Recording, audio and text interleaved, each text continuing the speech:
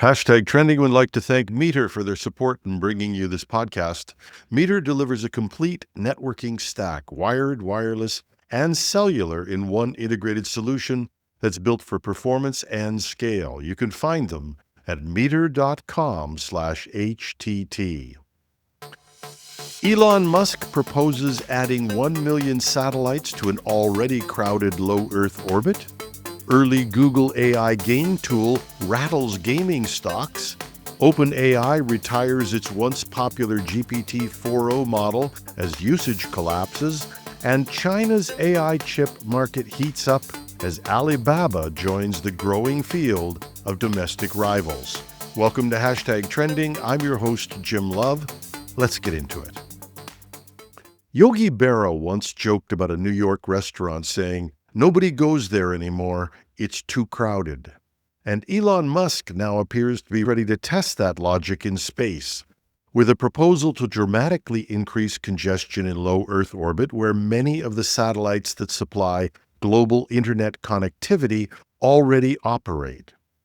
SpaceX has filed plans with U.S. regulators to launch up to 1 million solar-powered satellites in low Earth orbit, pitching them as space-based data centers designed to handle the growing demand for artificial intelligence computing.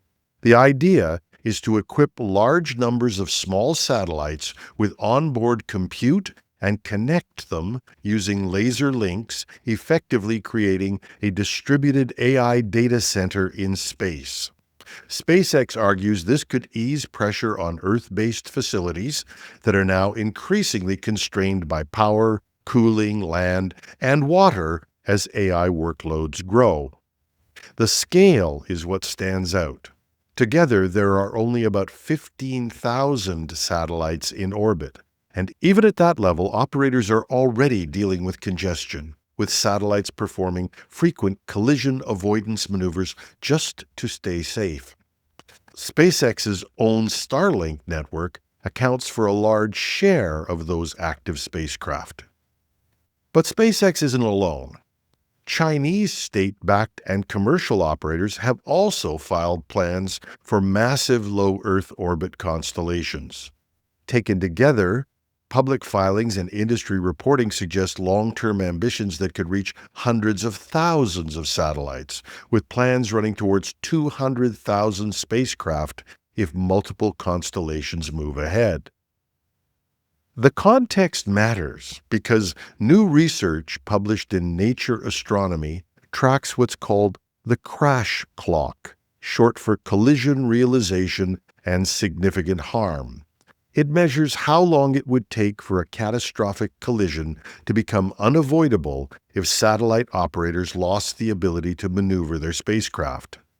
Today, that window is at 5.5 days. In 2018, before Starlink launched at scale, it was at 164 days. Imagine what that turns into with 2 million or 2.2 million in low Earth orbit.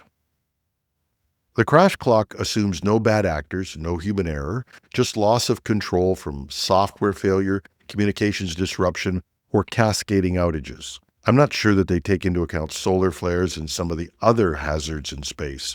But at that point, orbital congestion becomes a physics problem, not a policy one. Now, here's a personal note.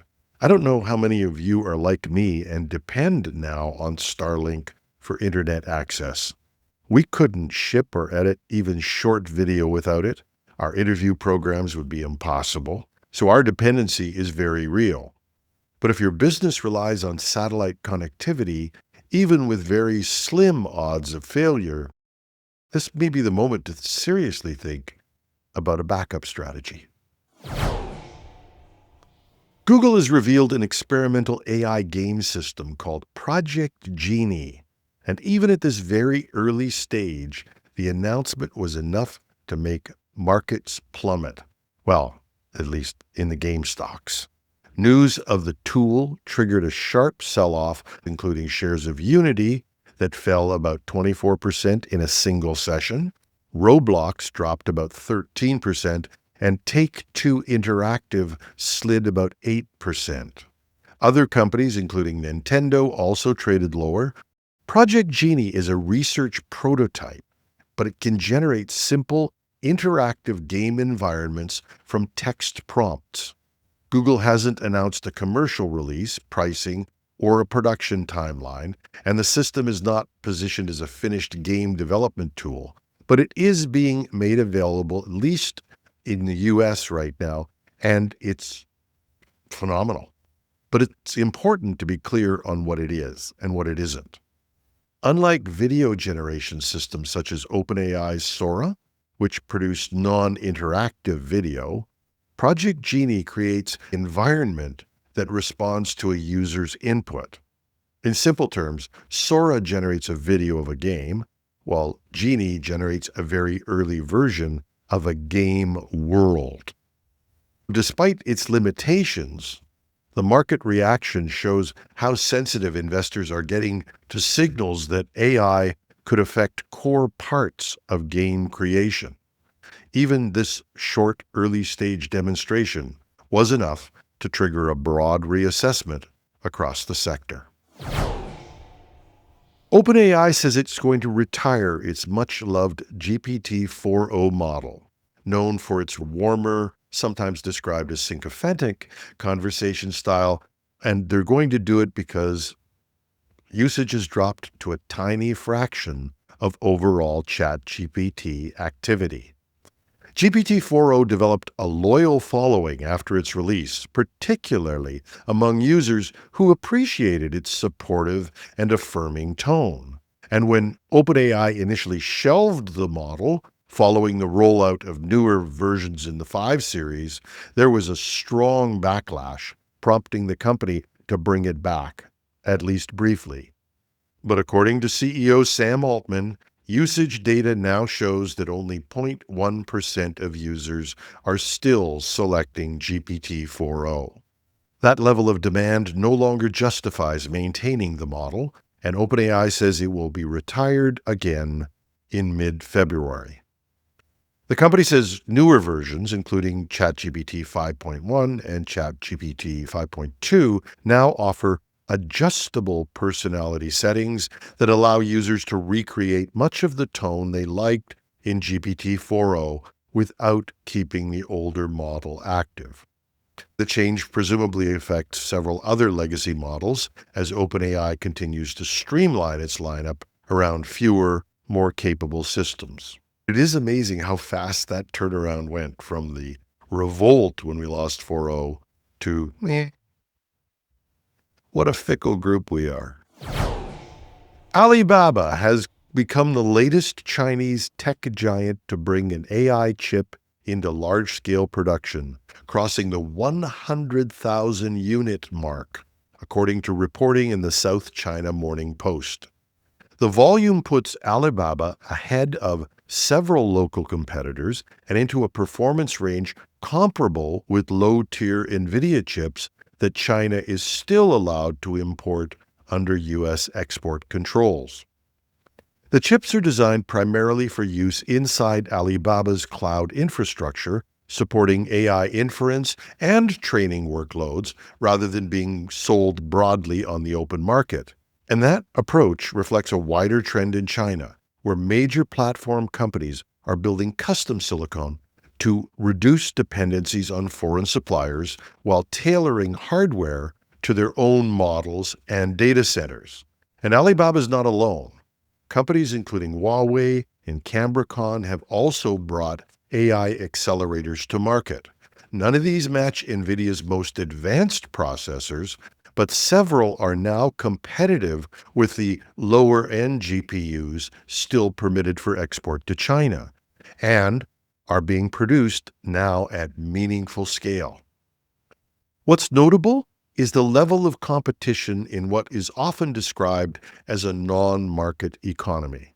Multiple firms are racing to supply the domestic AI sector, a pattern that closely mirrors what's already happened in China's electric vehicle industry, where dozens of manufacturers have entered the market and are driving intense price and technology competition. Some analysts have suggested that Chinese authorities might eventually intervene to reduce the number of players. But so far, that consolidation has not yet materialized. Instead, competition appears to be accelerating, producing rapid gains in capability and manufacturing experience.